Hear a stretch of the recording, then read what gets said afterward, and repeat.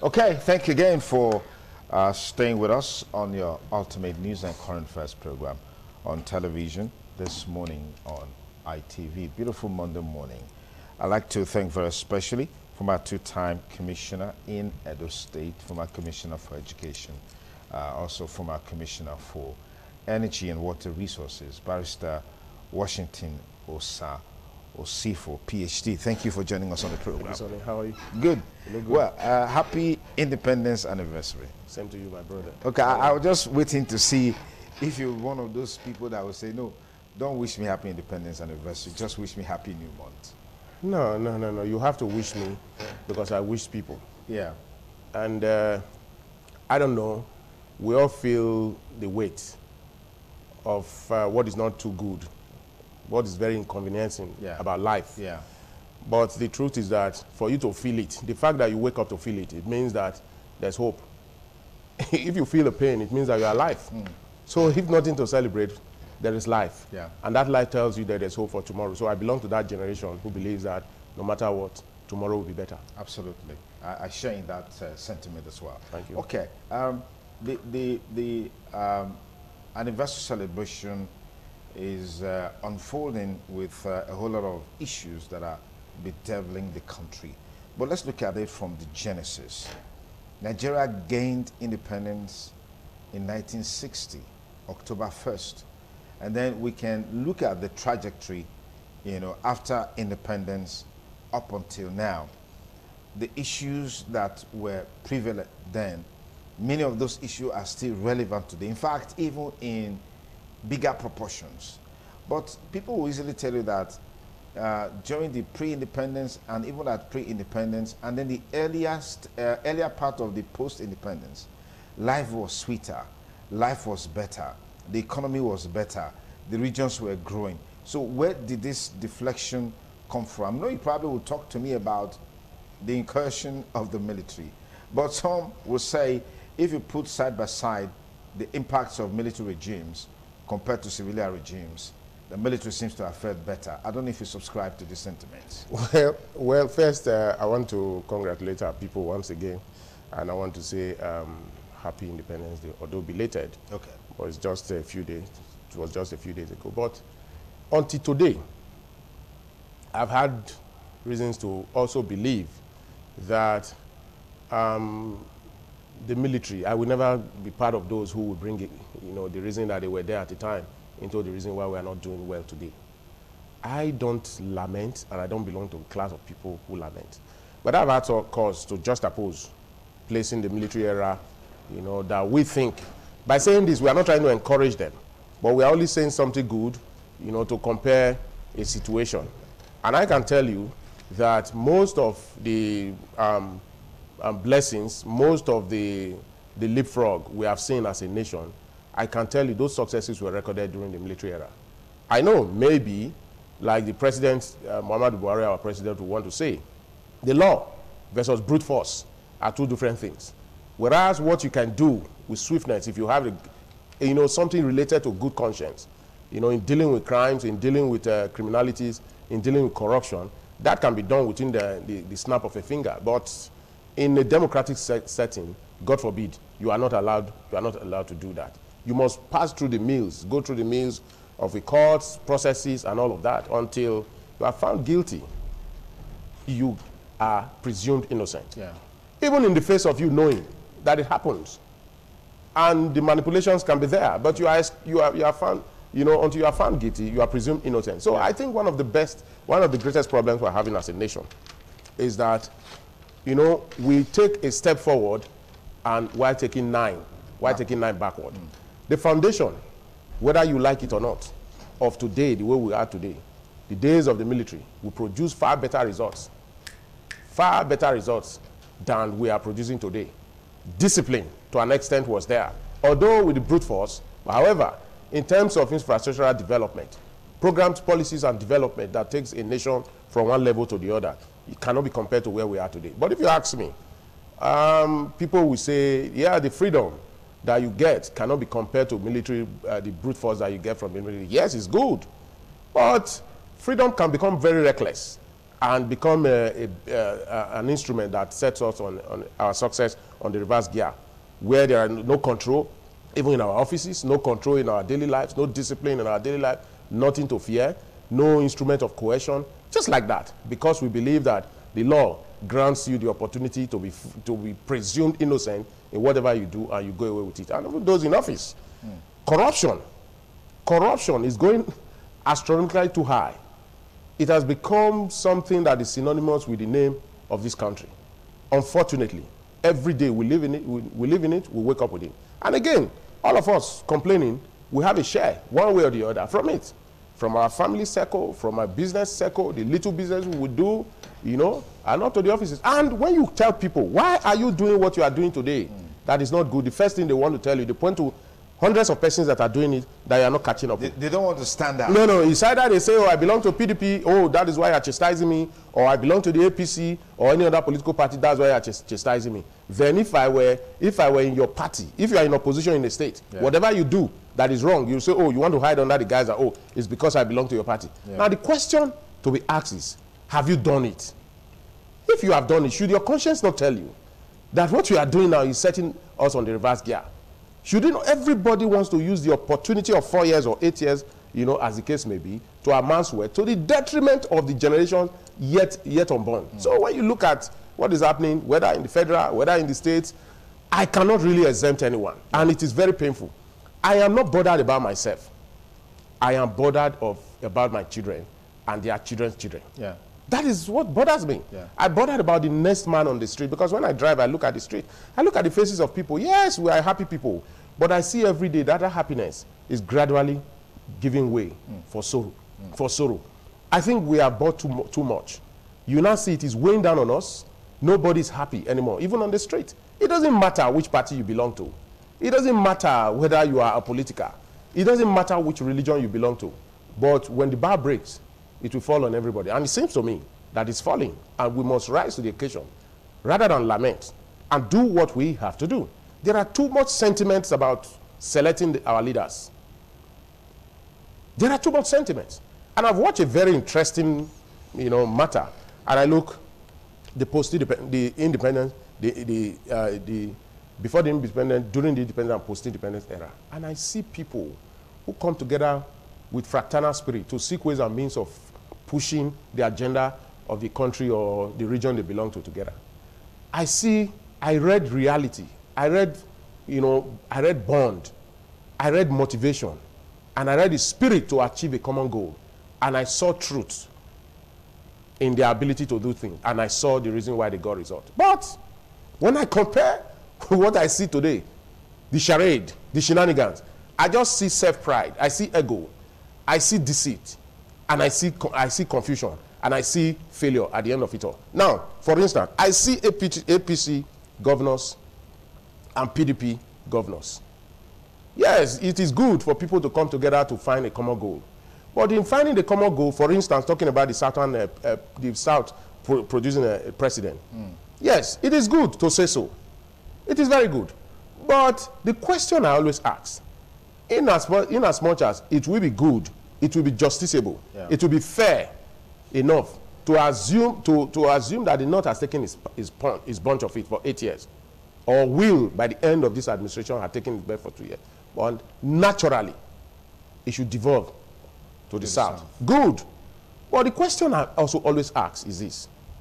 When I see the PDP and the APC governors in any state, they come together, particularly the last one they've had, I say, oh, we should. It has. And I ask myself a question. Where lies your party supremacy? Are you telling yourselves the truth? Are you telling yourself the truth? Is there any one of you there who is doing this because you want to be governor? It's good to be ambitious. There's no problem. But if an ambition is reckless, and you think that you are in the best in everything and nobody could be better than you, and you are not fighting the cause for another person who could be better than you, then you are heading for a doom. Because even that selfishness will be the reason why you will scatter. There are several of them. Oh, it has to be APC. It has to be PDP. And I look at it. When the chips are down, and your party, you go to your national convention or congress, as the case may be, and your party across the other senatorial district, they tell you, this is where we want to go. This is our stand. This is our stand. Will you have the courage to change? Will you have the courage? would you have the courage? And if you do not, assuming you don't have the courage, or you even muster the courage, would you want to take whatever comes standing against the moving train, such that your people that you presume to be fighting for cannot say, truly, they said it in this region, that if it doesn't come here, we will do X, Y, Z. When the chips are down and the consequences come upon you, can you resist it? Would you want to throw away whatever you have today to convince your people that you were really fighting a just cause? If it doesn't get to them, it's another thing. Okay. If it gets to them, so I congratulate them and I commend them. But in doing whatever they are doing, to drag the presidency to the south, they must also know that this is a nation and we have to build a bridge. And there is that language subtleness, wooing, negotiating. That language is what brings it to you, not the word must. Okay. Because I have seen the Northern Bloc, because of that singular word must, we must take it. They've taken a position. They also are angered by that word. Yeah. Naturally, there's a moral burden. There should be a moral burden on the North. I don't think they can stand to say, in all fairness, no matter that nothing says in the Constitution that they cannot. But if democracy is a game of number, then the lesser has to negotiate with the greatest, with the greater number. Yeah. And how do you do that? You don't do that by telling people to call it bluff. Because when you tell people who are you, they want to tell you this is who I am. Yeah. And in the process, you come in with division. I want to hear words, and I wanted to hear those words like our brothers, fellow governors in the North. Okay? Then it is our time to also do this, because we joined you people to do it. When the North was contesting, there was nobody from the South who contested against you people. Just yesterday, we will expect, in the spirit of togetherness, haven't seen today, whether we like it or not, that the Governors Forum is a good bloc. The only thing that is dividing them now is political ambition. Okay? And I see even the political ambition, they are further divided by the parties they belong to. The Governors Forum, yes, it is allowed as peer mechanism to come together. But it is an unknown phraseology in law. To the Constitution. It is, and they know. So when you demand, using a platform that doesn't really exist by law, okay, but by good conscience it does, you must be very careful what you say.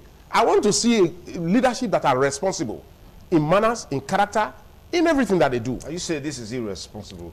It is, you see, when you use a language that threatens the other person, it is the height of irresponsibility. It is a language that sets the tone for war, that sets the tone for battle. It is a language that tells the other, do to this other person, show this person what you have got in you. And the moment I accept that because of your language, you have drawn me into a needless fight. Don't you think and that's exactly what it is? Language tone could be a fallout of the language tone on the other side, where you hear people say, look, by right, we have the responsibility to lead this country, and we can lead a country as long as we want. Don't you think politicians are very loquacious. I tell you. Very, very loquacious. They're very uncivilized with language. Now, can two wrong make it right? If the Northerners, for instance, they say what you just said, it's our right to there are some who say born to rule. These are loquacious statements that find no basis in reality. You know. If you condemn it, that is not good yesterday, why are you doing it today? Is that the best way to lead? To tell them that you are more civilized? That shouldn't be. If you think that you have you are better, you are more sophisticated than the other person, let it be seen not in your words alone, but in your character. In your character, because they say charity begins at home. Who says good conscience, if you persist, cannot override bad conscience with time? We are always in a hurry to get results. Today, life is not built that way. Okay, let me just take you on this point as we expand the scope of our conversation. Political parties, as we know, is more or less the foundation for political aspirations. I mean, you want to aspire to be anything within the context of the Constitution of Nigeria, you must belong to a political parties. True. What's your assessment of the evolution of political parties in terms of what they present ultimately for the people to decide upon? Oh, my brother Sonny, you see, I think we are now a confused people. Confused followers led by confused leaders. And we are all confused. And the fact is that even from the scratch, no political ideology. Very many political parties cannot even maintain their political register anymore. They don't even know who their members are. And even the INEC is supposed to do their job from time to time, the umpire, looking at the books. That's one of the reasons why they are there. How many times, when was the last time they looked at books of the register of political parties? They are just concerned about election. Election is a one-day thing. But after that, after election, before election, there are periods. Don't just be satisfied with them telling you, this is our number. But how many times have you paid routine visits? And when you are paying the routine visit, what is your interest? Do you say this is a ruling party or this is not a ruling party? Do you truly stand upon your name and earn that name independent? No. Do you do it because they are in a political party, therefore you are bound to give them a pass mark because they are a ruling party? You have friends amongst them. If you do that, there's no way we can move forward. Now, talking about political ideologies, manifestos. When was the last time you heard political ideologies and manifestos when they campaign? You hear what they castigate, hate speech. That is what you hear. And in the process of talking about another, bringing down another, you forget to tell the people what you will do. And I do not have problems so much with these people, these politicians who come to the podium, to castigate others, to bring down others, using the crab syndrome, where nobody can go up. Okay? If you want to doubt it, put crabs in the plate. You don't need to cover it. You meet them, you won't meet them there. Not because they can't move, but because the one is moving, the other one is pulling down. So that pulling down syndrome, that is what we do, rather than, clicking to our political ideologies. We don't say it because we don't have it anymore. They once existed during the UPN and MPN, or before now. Even the SDP, okay, period. They once existed. But gradually, because our sophisticism is giving way, to hooliganism and mindless selfishness, you now find out that we are where we are. I have not seen, whether of PDP, extraction, or of APC, where you go to campaigns, you want to listen to a man who really speaks. He tells the people, he understands the situation of the people, he understands their needs, he has a solution to it, and he relies on what he has told you, that this is the reason why I'm coming, and I want you to vote for me. Because they gather their people, same people, who believes just in the party and in the color, without really knowing what they even want for themselves. They hail them. And when he dances to that maracas and bands and all the whatnot, he forgets. Assuming he ever had one, he forgets to say what he came there to tell the people. Because the people chant him to success, to victory.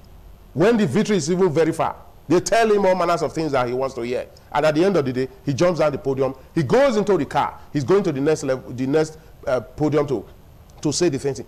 They open their mouth, they say nothing. They have so mastered the art of giving fine words for food. And those fine words are not centered around development of the state or of the people. They are centered, at the end of the day, you cannot really hold them when they get to office to what they promise you. And there is no template for it. There is no template. And when you try to remind them, because they are smart, they look at you and say, I didn't say this. I said it conditionally. And my brother, you see, no political party as it is today that has a clear ideology. You cannot know what they stand for. Is it free education? Is it free healthcare? Is it qualitative education if it is not free? What is that? Just look at it. Take their books. I don't know if you can find it. You take it. I belong to a political party. And I've been in both political parties. I was once in PDP. In 2008, I joined the ACN, which is now the APC. And as a people, you see, none of us, we're not going to live forever. Okay? Someday, no matter how long we live, even if we have 1,000 years to live on earth, one day we'll take our last breath.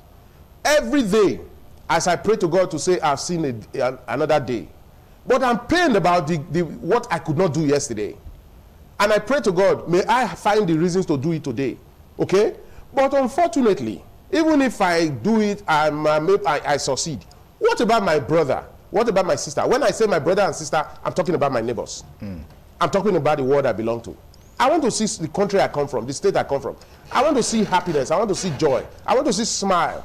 I want to see life come back again the way it used to be when we were growing up. I want to see reason people live and don't blame God because of the acts, the irresponsible acts of leaders. And now, of course, I want to see followers who can ask questions. Why are things like this? I want to see a situation where party may be the reason, the sole reason for taking power. But people that the party presents can be the reason for voting.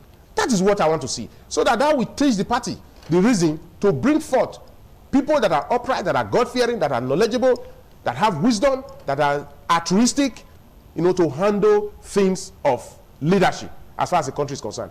Until we get the right people in the right position, it will continue to be seeking for one thing and finding another. What do you make of this reasoning that with the evolution of our political parties, there seems to be a supplanting of individual manifestos, all right, as against the party's manifesto over the years? Would you subscribe to this? Yes. You see, nothing stands. You don't put something on nothing and expect it to stand.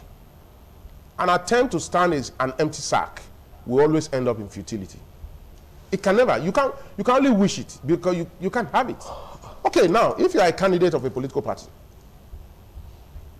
even through as an aspirant of a political party, you didn't lay your hand on the manifesto of a party. You don't have a choice. You will develop yours yourself. And when you develop yours, it is based out of ideas of the head, not of the mind. It's not written. Although I prefer, as it were, if you don't have it written, if it is written in your heart and it is good, you will do well. Because if it is written on the paper and you do not believe in it, you will come there, no matter how beautiful it is, you will do something that is different and you end up a failure. We have a weak system. So whether a strong person comes or not, when the system is weak, you end up a failure. Therefore, for a society to move forward, you need a system that is strong, that can absorb shock, that is tested and trusted, that is reliable, that is independent, that bears all manners or characteristics of greatness. Then when you sit upon that throne, it is the throne that directs you. You don't direct the throne. That is exactly what it is. We have people who know that this manifesto don't exist. And because they don't exist, they come to tell you what you want to hear. And because they do not mean it when they are campaigning, the moment they get there, they forget. They are just there for themselves. And we are so much, too afraid. We're in the times when men are too scared to say the truth. Anthony Naro, at a very tender age, moved the motion. If he was thinking about himself, he probably would have taken bribe not to do it. He did it for his nation. He did it for his country. Today, even since he's been gone, but history continues to remember him. Yeah. Now, but people don't ask themselves, what part of history do you want to belong to? The good or the bad? Whether we like it or not, whatever we do, there's a day called tomorrow. When it does come, where will you be judged? The good book or the bad book? Okay? Now, one is not theorizing. Man has the ability to do good if only the society encourages him to do so. Now, who are those who will encourage us to do? Who? Unfortunately, we misplace our votes. If democracy and politics will suggest the majority will determine who their rulership, and if it is true that what you as you lay your bed, so you lie on it. Therefore, it behoves on you that when you have the opportunity to cast your vote, you must think beyond the salt, beyond the wrapper, beyond the caps, beyond the maracas and the drums. You must be able to separate the pretenders from the contenders and make a choice to say, this is where we want to go and this is what it is. There must not be family bond that this person is my brother, is so close to me. Because at the end of the day, even when he gets there, when he's close to you, he may not serve your best interest. Yeah. And what best interest can it be that you have a brother or a sister or even a child in government, and when they get there, they misabuse through misappropriation, okay, and misgovernance, they destroy the name of your family. And at the end of the day, he may benefit for himself and he lives. But till eternity, so long as this earth and God lives, your family will be seen as a bad family. how does it benefit the others after him and even with him? So if we take away, it is good to support your brother, so long as your brother has a good conscience and character to continue to engender the name of your family in ways that you continue to be a good ambassador, and the others after him will continue to benefit. Otherwise, if your family cannot benefit because of your bad conscience, how then can a larger society benefit? We do not protect the name anymore. It means nothing to us. Yeah. What means everything to us is the fat pocket. Why are we in a competition with the next person? Okay? Even if you were born the same day, nothing says that you will close your eyes the same day. And if you are richer or poorer, that does not determine your date of death. And at the end of the day, when you are lower than your eyes are closed in death, what becomes of what you leave behind? Your children will fight over it. Yeah. They tear it apart. Because you, whatever you know, if you walk, you must expect a reward. If you do bad and you do evil, you must expect a reward. If you also do good, you expect a reward. The conscience of our leaders are dead. So their consciences are dead. And it's so painful. How would you describe what was transferred successively from pre-independence, during independence, and maybe the earliest part of post-independence, if all these issues that we're talking about, we have been talking about them over the years. So what was the foundation like, laid by our heroes past, or there wasn't any foundation at all? Well, in a national anthem, there's a stanza, may the labor of our heroes past not be in vain. First, if they were not there, they didn't do anything to be remembered, it wouldn't have gotten a chunk of that part in our national anthem. So I will say it again, may the labor of our heroes past not be in vain. We now belong to a reckless generation who do not care about where they are coming from. They don't have good history of where they are coming from. Perhaps when they were taught the way it used to be in school, when you hear the national anthem, when your teacher talks to you about your nation, you are proud. Those were times that they will not bring wares to school and start selling.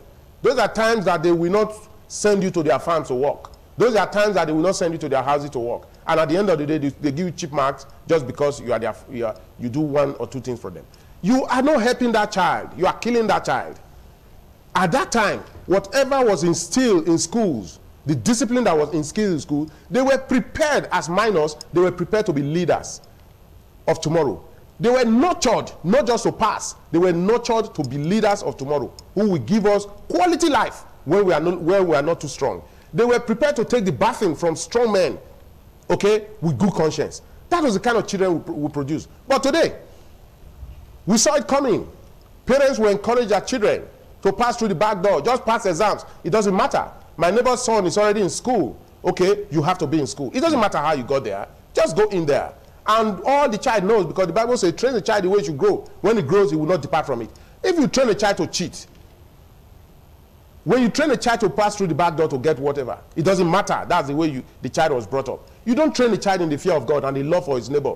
Then how can you then expect the child to do better? Okay, when he gets to opportunity of trust tomorrow, because the child at that point becomes a victim of poor parentage and poor leadership, and that mentality will continue to remain in the child.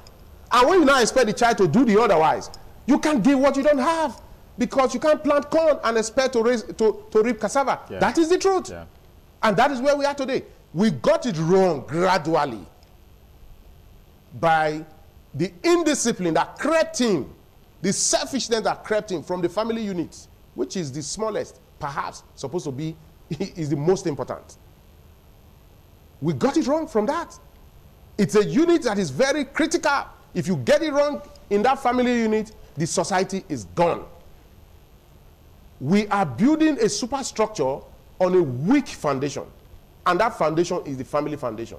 Even the families today, no love. Everything is scattered. A doesn't want to see B. The fellowship, the atmosphere of love is no longer there. They see each other doing unhealthy competition. A brother does not see a brother as a brother anymore. A sister sees no sister. It is now a burden for you to pick your phone to even know what your brother is doing. Mm. The day your brother ends something, a breakthrough, it becomes your problem, even as a family. Mm-hmm. And you separate two cousins, they don't see eye to eye. Where is the fellowship? You don't expect it to happen like that, and you want to see a nation that is strong. There cannot be a nation without a family. So if a nation is breaking, look at the family unit. And you will agree with me today, you know, with self-examination, that families are broken. Friends are no longer there. Spirit of, fraternity is no longer there. If we must get it right, we must put upon ourselves the fear of God. We must come together in the fraternal spirit. There will always be problems, yes, but how do we solve it?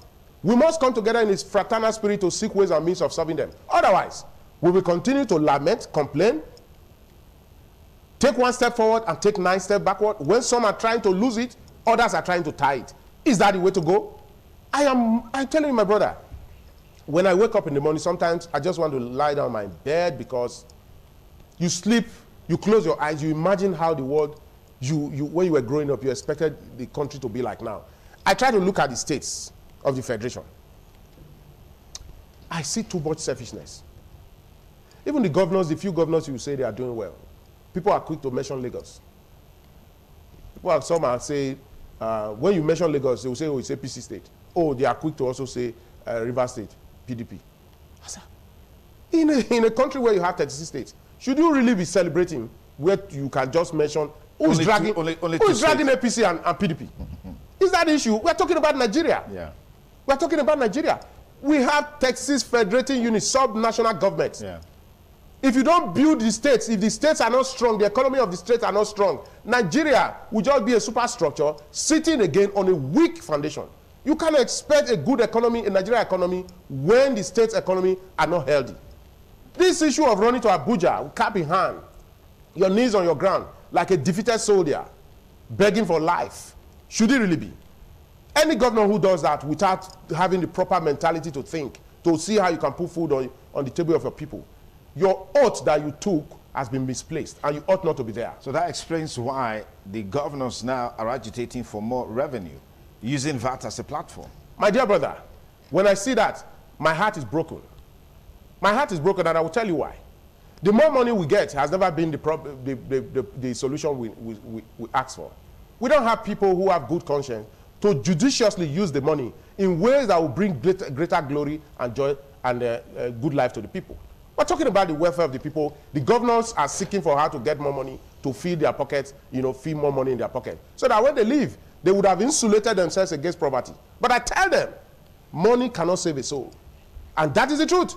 I've seen so many great men go down, money can't save them. And I've seen so many poor men live up to 100 years and above. It's only by the mercy of God. So for me, we need to teach our leaders to have good conscience. And to tell them it is not the amount of money you have that sets you free, that puts your state or your nation on the trajectory of growth. Although it is important, but you must first have a heart that is purged of evil, purged of corruption, purged of unkindness. If you don't have a kind heart, you cannot do kindness to people. And your generations will just begin to live in smoke. And before you know it, 8 years is gone, you're out. You look back. Those who were clapping for you to fail, you won't see them anymore. Like a vapor, they will vanish. So this is what we have. We have leaders who can no longer look at the governors with their eyes and say, man, you are not our leader, you are our servant. Can you be greater than your creator? It is not. No governor, no president is greater than the people. But we as a people, we don't know ourselves. That is the problem. We glorify them, we reverence them as if they are God. Those you send a message to the market to go and buy you things, rather than ask for accountability when they come and check the list and say, this I sent you is not there, this I sent. What happened? Rather, you want to feed under your slave. You want to feed under your servant that you are empowering with your money to go to the market. God forbid. This is what we are doing. As a people, we are stronger than the president and the 36 governors put together. And they know, but because we are not asking, that is where we are. And the next thing, they make us hungry, like Stalin. Okay? They want to continue to pull our feathers. Okay? Even when we have life, they want to pull our feathers. While we are bleeding, they believe that when they put corn in front of us, like hen, like Stanley demonstrated, we will come and get it. They know that the poorer we are, the better we are managed for them. And we are allowing them to go away from it. Another election is around the corner now. They are jostling again, telling people lies here and there, saying what they do not mean. And at the end of the day, they are wasting our lives. They are wasting our lives. I want to tell the people, it is time. Make up your mind on what you want. You want a better society. You want a better nation. You want a better life for you and your family. And for the parents, how do they feel when they wake up in the morning, no food in the stomach of their children? It breaks my heart. Okay, let's talk about, I'm aware of a philosophy around separation of power, the executive, the legislature, and the judiciary.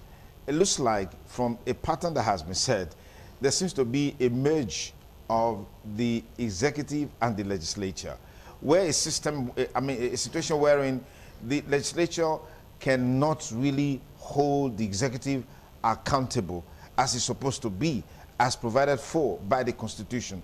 What do you make of this trend? All across the Federation, you find this very, very robust relationship between the executive and the legislature, up to the point you may even think that legislature is no longer in existence.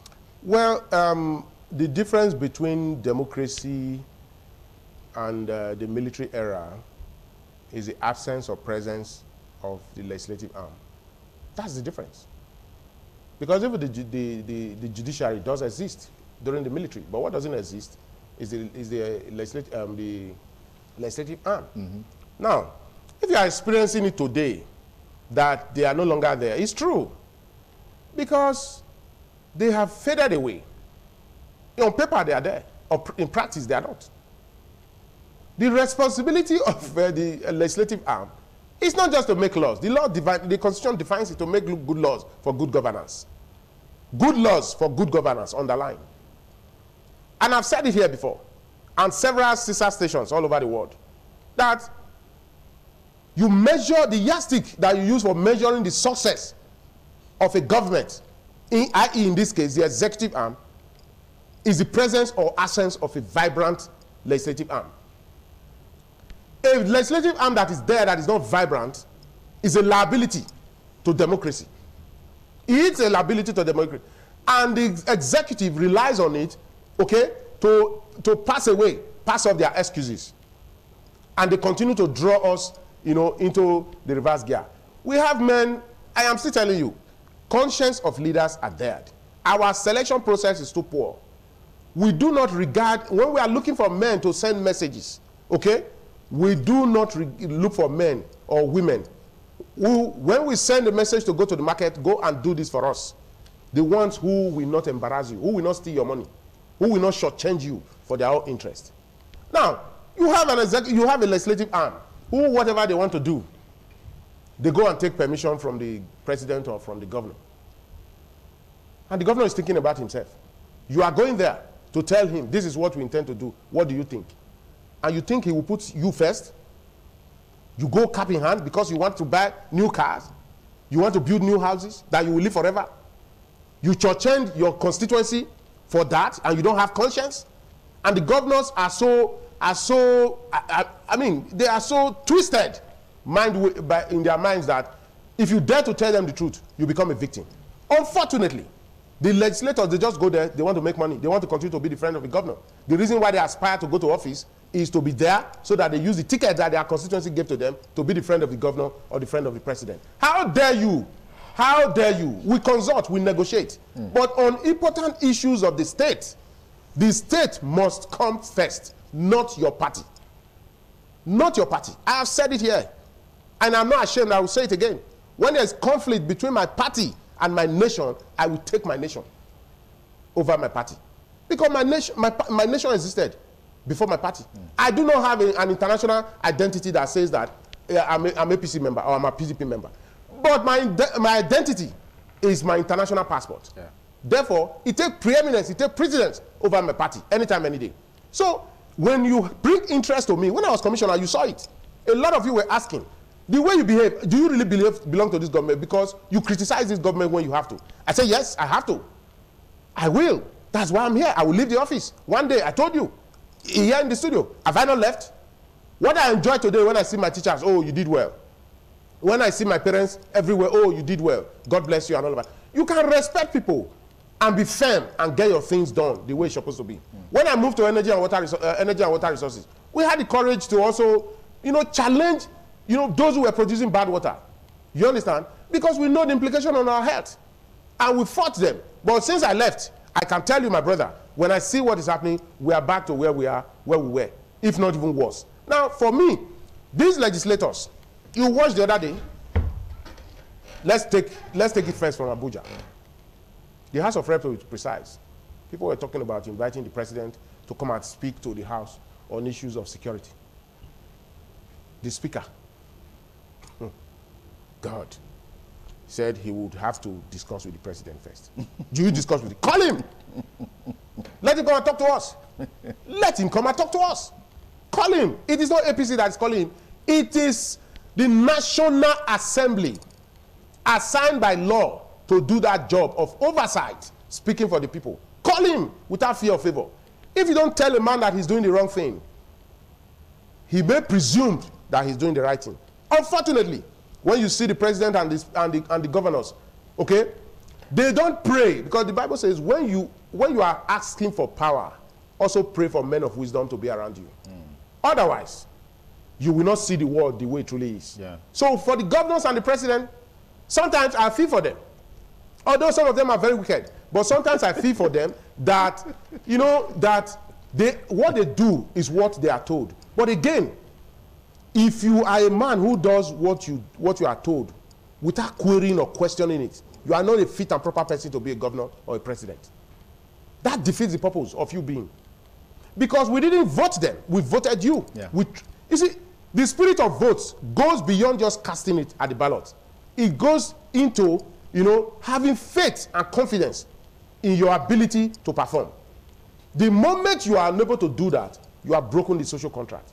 But what comes to my mind is that even when you know this man has broken the social contract in the first 4 years, the opportunity to redirect it and right your wrong is given to you, okay, on the ballot again for a second tenure. You find our people, out of confusion, out of envy, out of jealousy, misplaced priority, okay, and this is my party, it must be, they vote the person back again.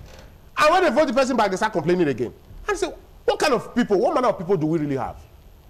You talk and talk and talk and talk. They are listening.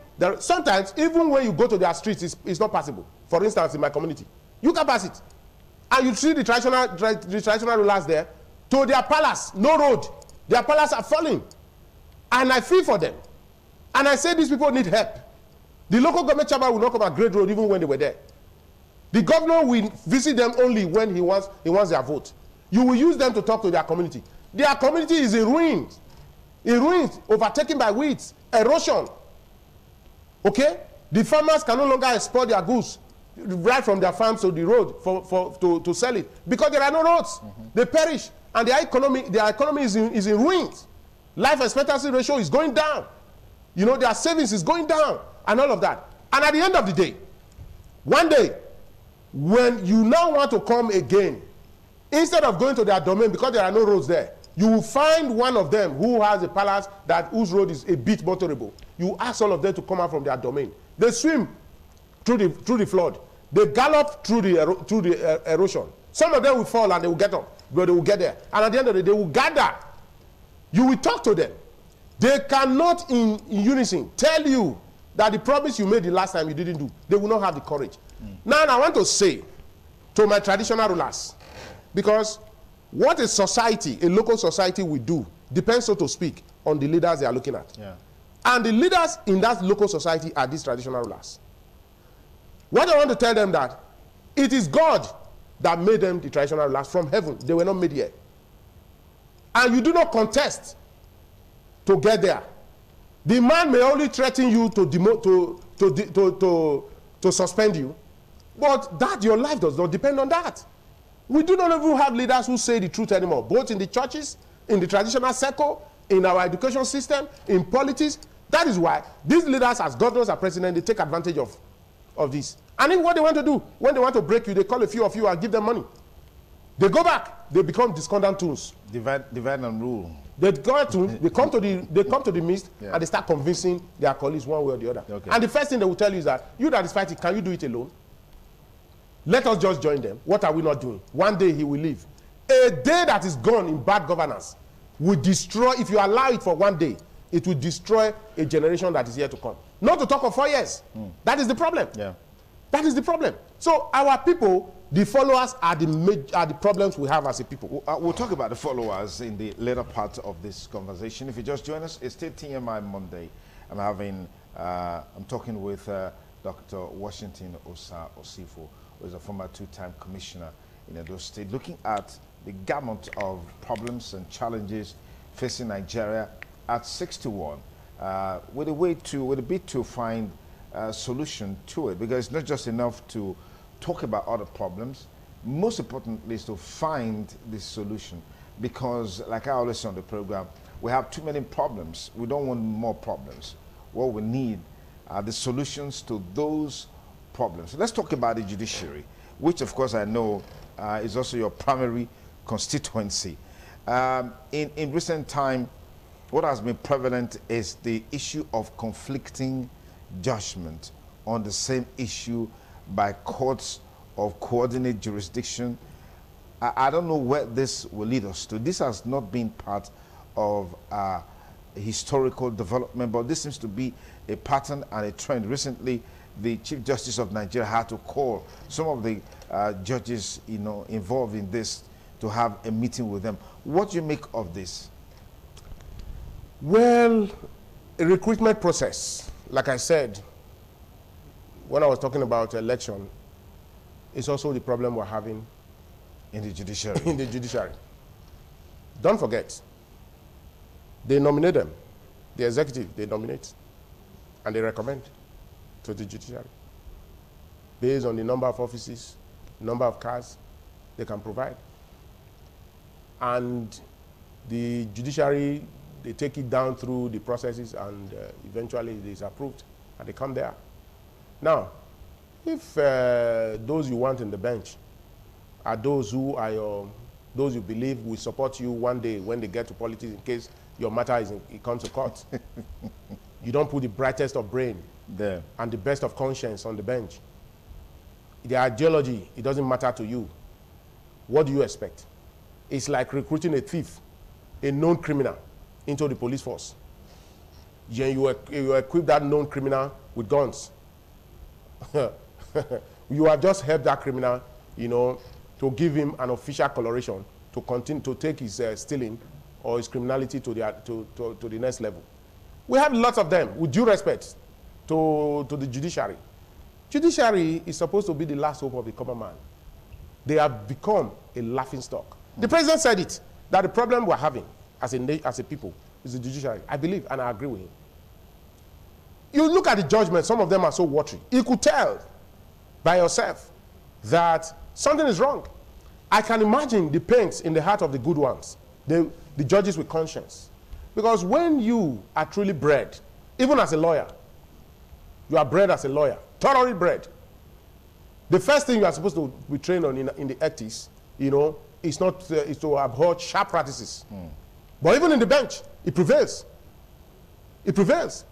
They cannot pretend, taking advantage of the law, to say that they were not officially, it was not officially brought to their knowledge, that there was a motion, already moved, okay, and passed by the judge in another court. That is not an excuse. That is not an excuse. You cannot close your eyes to your society. Although, as a judge, you cannot descend into the arena. And even if you know, until it is brought to your knowledge officially in your court, okay? But you can also take judicial notice of what you hear on TV. Notice says you cannot chip it in. What you are telling me now, I am aware there is an injunction from another court. If a judge says that he doesn't belong to his society, or his society he belongs to, then he's not a fit and proper person to continue to sit there. Okay.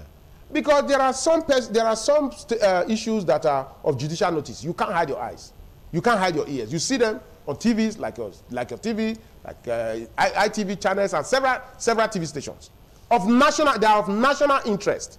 And if you do not handle it well, it will create problems for you. Now, the politicians are so merciless that when they push you up, they monitor you from the first court, the High Court, through the Court of Appeal to the Apex Court. You're a politician. Are you merciless? My brother, when I say A man that takes himself away from social criticism cannot change.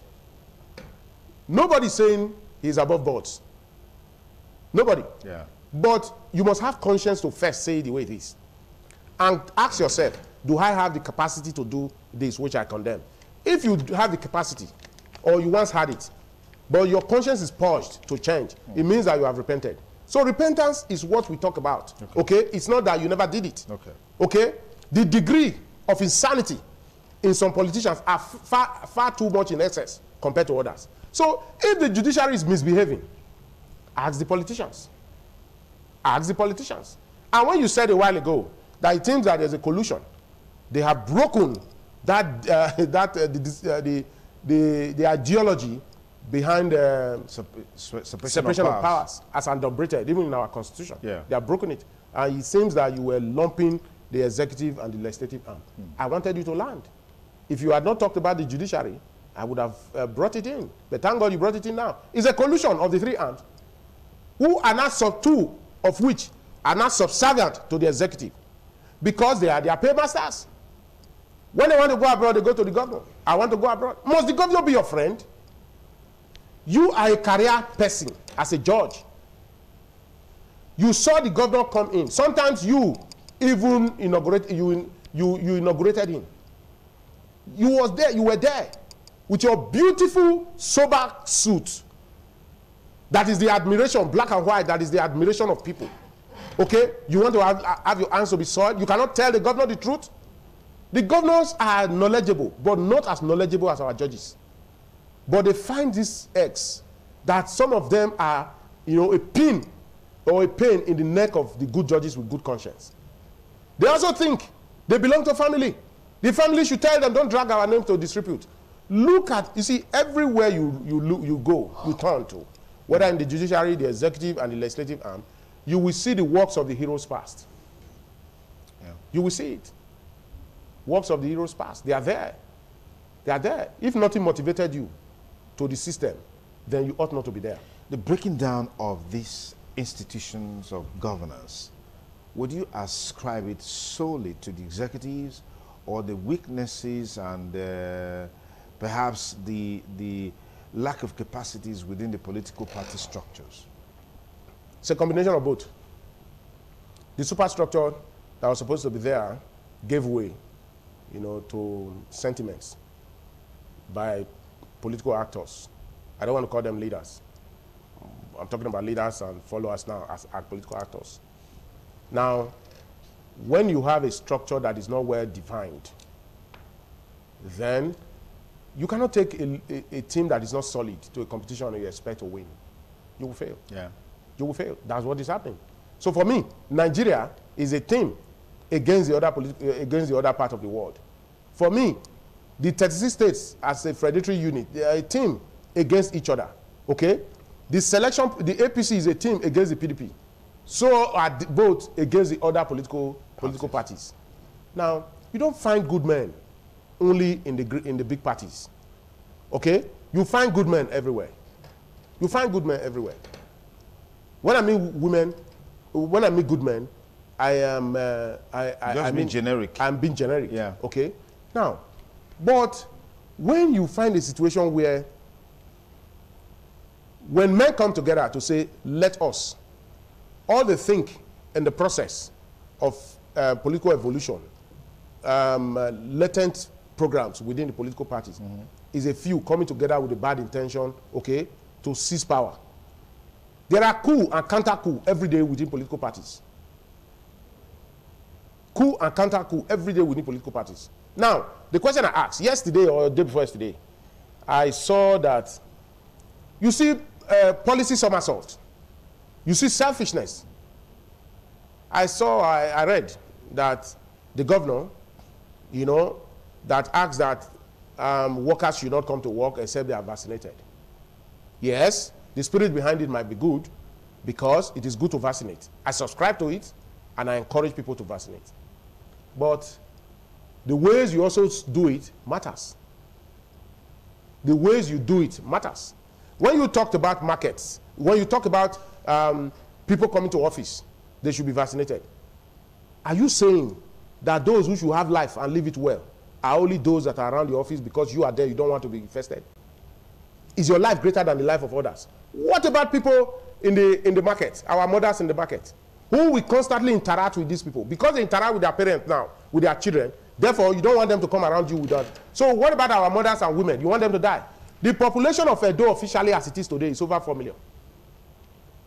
So in my records, what I've come to Edo by way of vaccination, okay, the vaccines, it's not up to 500,000. Maybe it's even now exaggerated. Now the question is, what happens to us when you say everybody should vaccinate? The scramble and partitioning alone for that, okay, is enough to cause chaos in the vaccination centers. Now you talk about the church, that worship centers, that is mosque and churches. You will not allow them to congregate from the middle of last month, which is about the 15th. Now, when I see at the gates of the government house and government facilities, they are coming, you stop them. Good. Why are you now suddenly not talking about the churches you said? Because you know it's not practicable. The question is why make inflammatory statements that you cannot enforce. The statement made by leaders of a state or a country, okay, is as good as law. It must be noble enough and practicable enough, okay, in ways that it will not make them look, you know, nugatory. You don't say statements that are not achievable. Before you say things, ask yourself, how can I achieve it? These people that I'm talking to, do they think? Do they have sense? But when you talk to people as if they don't have sense, they don't have brains, then something is wrong somewhere. We still see marriages go on, okay? We see ceremonies go on. Have you, when was the last time? Even the police that you are talking to, the police that are doing the enforcement, you are forcing them to enforce what is enforceable, what is not enforceable. Because even in their stations, they receive people every day, okay, when they leave where you put them. They come to their station, they receive people that are not vaccinated. They go for crime busting, they are not vaccinated. Now, day before yesterday or yesterday, you gathered over 230-something persons in one room. I was watching whether I would see the policemen there in the same government facilities enforcing no vaccination card, no entry. You allow them because they belong to your political party. Are they not human beings? Have you suddenly jettisoned your own rules, your own policies for your party? This is the problem I'm talking about. What is good for one is good for all. If as a governor you have said if you are not vaccinated, don't come to me. Charity begins at home. Don't waive it for your party. Don't waive it for your party. Don't waive it. Extend it to the markets. Provide it for them first. Okay?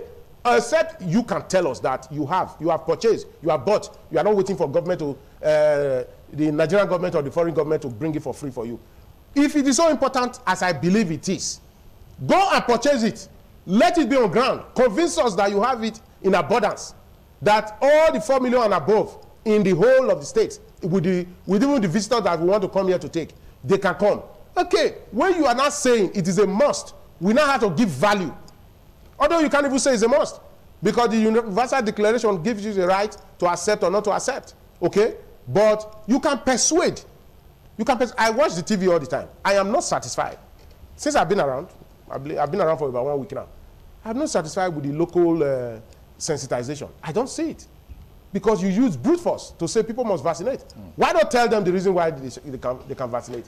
If you are sophisticated, do you think it's everybody that's sophisticated as you? Some have religious reasons, some have health reasons, and there are the unregulated highways, which is the internet, putting a chunk of unreliable data up there. And the first information people get from their phone is that this unreliable data. And it becomes part of them. Can you imagine people who say, when you take it, it puts magnet there and all of that? It doesn't make sense. People will say, if you take vaccine, in 2 years' time, you will die. All your organs will become packed up. How? How? The question I'm asking. When their children are born, they love themselves. They say they don't want to die. I'm talking about mothers, parents, and those that are sensible enough now by age. When children are born, from day one, they give them vaccine. Whether polio, measles, whatever, they give them. So they don't feel for those children. They believe whatever, that those children, they don't want to die, that's why protecting them. They are asking you now, if you must live and protect those children, go and vaccinate yourself against what is there now, which is the COVID-19. And they say, oh, people who take it, they still fall ill. Yes, the rule didn't say they will not fall ill. But the effect would be mitigated as compared to you who never took it. And that is the truth. There's politics everywhere. And I am saying the governor did not do well when he put the members of his party at risk and asking them to come together. Over 200. What is he doing with them? In the same government facility. When he stopped, why is he using double standards? It's wrong. Okay. You can stop those that are making money for us on a daily basis as civil servants from entry. Okay? When you do not, you have not provided enough for them, and you allow your party members to come there, it doesn't make sense. Okay. Let's quickly look at something that has been agitating my mind, and I wanted you to react to. In recent times, particularly the last 2 years or so, we've seen a rising of ethnic agenda in this country. In a sense, it's been at its crescendo this year, particularly what is happening in the southeast and the southwest, and even perhaps in some other parts of the country. What's your take on what can be effectively done to salvage this situation? There are already insinuations, oh, perhaps we're going to have a state of emergency declared in Anambra State, and Anambra State that is supposed to go into an election, and all of these issues. And there's been questions about the approach of government in engaging these people. People have made references to the Niger Delta crisis, that until there was an engagement with the people, the militants and all of that, a solution didn't come forth. But it looks like government is really hell-bent on being decisive in their engagement with these people. And that seems to be like you're adding fuel to a fire that's already burning. Do you subscribe to these insinuations? Well, I subscribe to dialogue and negotiations. I subscribe to it. It has always been so. Agitations are not new. They've always been there. You know, the Yorubas, they have been agitating for the Yoruba nation. The Biafran, they didn't just start today. They've always been there. And they will continue to be there. So why is it now at its peak in a sense? Now, I think what is different is the ways and means they are pursuing it. And I think they are doing that because they are not getting the right responses. A house that that fights against itself will fall. Yeah. I am not too impressed by the way the governors of the Southeast and even the governors of the Southwest are taking it. I thought that the issues of their people should concern them more than the politics they are playing. Because they are playing politics and they are governors because there's peace in the area. And if there is no peace, you cannot govern. The other day, one of the governors of the Southeast said, anytime they order, they sit at home by IPOB, they lose over 12 billion every day. Yeah. And I asked myself, what are you doing about it? If it matters to you, why don't you as governors, irrespective of the political parties you belong to, just as you are advocating for the Southern presidency or whatever, even though you are not agreeing, some of them are not agreeing with themselves and they are masquerading. That's always the case. They are masquerading as if that is the case. Why don't you, all of you, go, first meet with your people, know what they even want. If you disagree with them, shaping it into something that is reasonable, and you push it to Mr. President. If I can imagine, if 5 governors, as it were, of the Southeast, they come together to say, let us meet with the president, irrespective of our political party, to demand that you meet with our people on the burning issues within our region. Okay? He will listen. Yeah. He will listen. They are not making suggestions. They are the first to condemn their people. They are the first. They always want to agree with what the Federation says, what the man at the top says, because they are always looking cap in hand. They want to please the man at the top. The man at the top doesn't want to be pleased. He wants to hear those who can advance solutions, workable solutions to their problems. Where is the national comfort for the purpose of settling the matters in the East, and in the South, or in the Southwest and Southeast? It's not there. Yeah. The approach that we used in settling the Niger Delta, like you just mentioned, it can still be approached. Okay. It is not you just don't dismiss it. That doesn't really matter.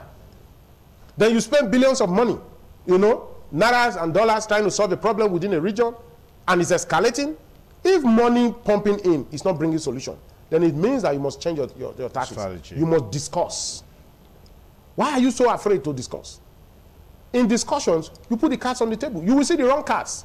You correct their impression and say, look, no, this is not the way it's supposed to be. Unfortunately, even those that are pursuing the agenda, okay, even within the sect, the IPOB, I've seen voice and counter voices, meaning that they too are not even agreeing on a common goal. Then it means that there's even selfishness in the pursuit of their ideology. Somebody sits somewhere and just say, well, I think we can make money. Let's see how we can masquerade that we are pursuing this, you know, for our people, and get them to support us, you know, so that we can make money. If money is the ideology behind what you are doing, the pursuit, okay, you can never go far, and you will not be taken as serious. Okay, I want to see communicate. It's really stating the streamlining the ideology and what they are doing, even with the Southwest. With the Southwest, calling for a nation, okay? Now, you can't get it by war. You can't get it by war. Referendum, plebiscite, and whatever you have to be part of it. When we pay more attention to those who are agitating without looking at the reasons for those ethnic agitations, are we not trying to divert attention from the core issues? Like you said, when the foundation is faulty, the superstructure is certainly not going to stand the test of time. Yeah, you know, there are several reasons to agitate. Several reasons to agitate. Even in this state, just the way we are. You know, I can tell you, if tomorrow there's an opportunity to create states from Edo, I can tell you, don't be surprised. Those from through the plains of the Edo South to through the valleys of the Esan land to the hills of Kukuruku, they will all be asking for their own states. People will always agitate on the basis of tribe, language, culture, traditions, and all of that. But if there's a united front that presents a common table for a common negotiation, we can do give and take, okay, for us to continue to live together. Okay. And that is where I'm blaming the governors, that they are not doing enough.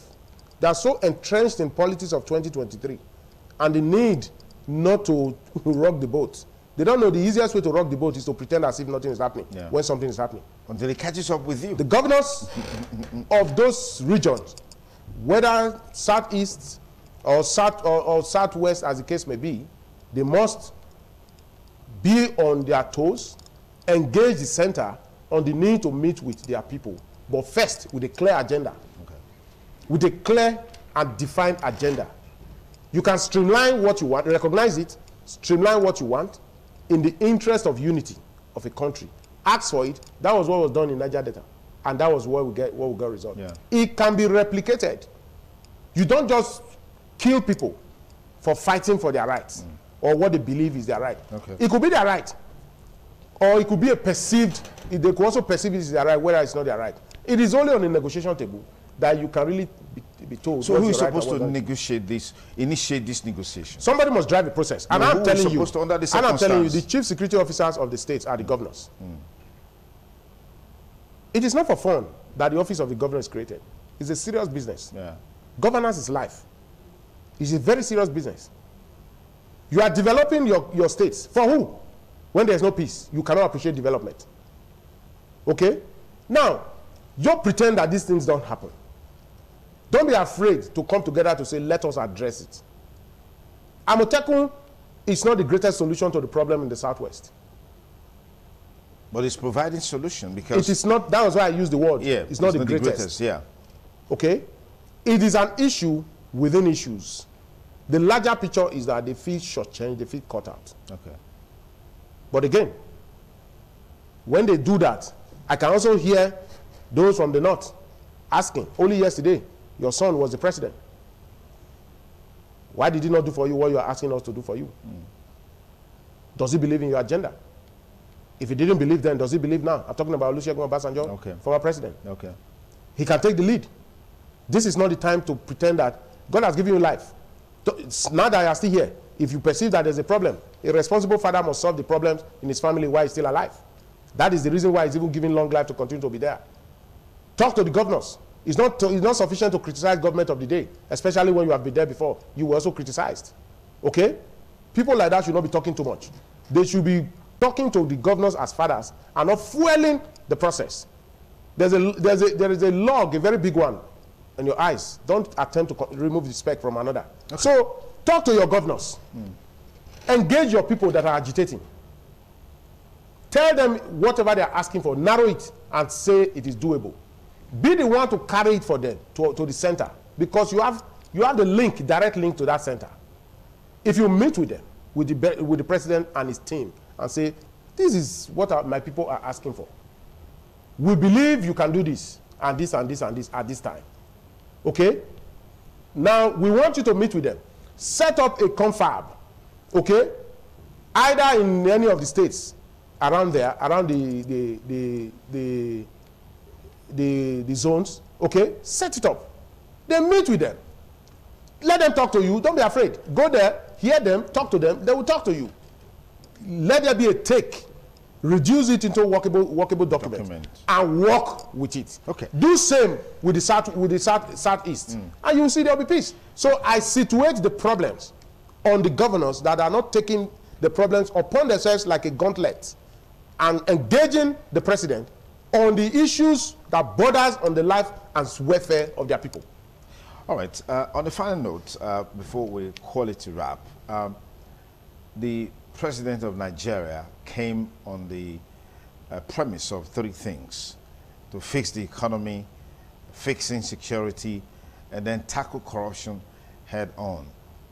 From the indices that are available, it doesn't seem like these indices are on the positive side. So what do you make of the prevailing circumstances around these key templates that I talked about as it relates to President Muhammadu Buhari's administration? You see, my brother, we got it wrong. And talking about what I think about what is happening, if he is not worried, the president, and those working with him, they are not worried about the results we have gotten in these 3, too bad. I'm worried. I'm worried. Not because I'm a party man, because I'm a Nigerian. Okay? The economy is bad.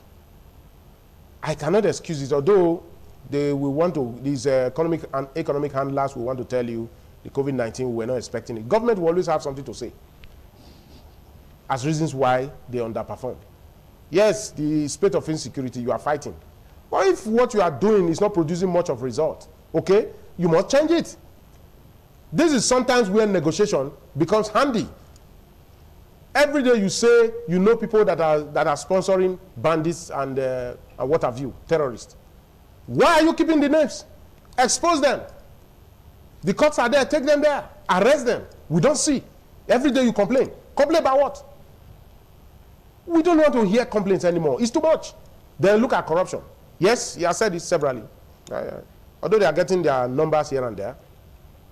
But it is not really the number of persons you have jailed that will stop corruption. It is institutional reforms. What encourages corruption? Those valves that are open for corruption, you must seal it up. That's what I call institutional reforms. How do you do that? You do that by law. Yeah. Unfortunately, even this law we're talking about, when you see the governors, okay, when they leave, they're interested in going to the National Assembly as senators. It is their trajectory. They go there. They go and sit down there like lords. In their magisterial sanctity, you bring bills to them on corruption. And some will review what they did even while in the office. They try to frustrate it. It will not work. That's the truth. Because when the bills are in front of them, as they read through it, they see what they have done that is about to catch up with them.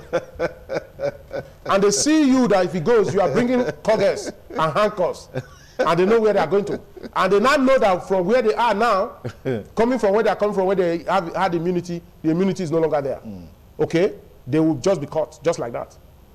And they do everything to stop it. At that spot, they have money to stop it. They are colleagues, they talk to each other. They even encourage those at the green chambers, the young boys at the green chambers, on the danger of ascending to passing such bills. Because those ones also have aspiration to become governors. And when they are done with governors, they come to the Senate and join the overlords. At the end of the day, it's just a merry-go-round. A bunch of selfish people concerned about themselves, who steal money, do evil things, you know, center themselves in false security, and one day they go, and that is it. So, men have reasons to aspire because the Constitution allows them to aspire. But again, if you get a man with good conscience at the foundation to office for the first time, that man with good conscience will continue to carry that good conscience because the good conscience is in his DNA. There are the reasonably likelihood that he will go with that good conscience all through the circle of his life. How do you know those with good conscience? Now, anybody that has been to primary school, secondary school, university, you have never been alone. You have never been alone. We don't interrogate. We don't query. We don't question. A child who was a criminal in the secondary school and was a cheat in the university, there is no way. It's already embedded in that child. When you come to government, the corridor of power, what you are looking for is how to take the cheating to the next level. Okay. All right, let me thank you very much, Dr. Washington Osao-Sifo, for your time with us here, looking at the country in the spirit of the 61st Independence Anniversary, what the challenges have been, what they are today, and what they will be tomorrow, and what can be done to salvage the situation. It's quite disturbing when you get the reports that are coming in, particularly security-wise. It's quite disturbing when you look at the indices in the economy. It's disturbing when you look at the fight against corruption. We hope that we can have more reinventing, so to speak, in some of these indices so we can change the narratives about our country. Dr. Washington, thank you for coming on the Thanks program. for having me. God bless you, Sonny. It's the TMI. We'll take another break. We'll be back with you with the rest of the program. Please don't go away. Stay with us.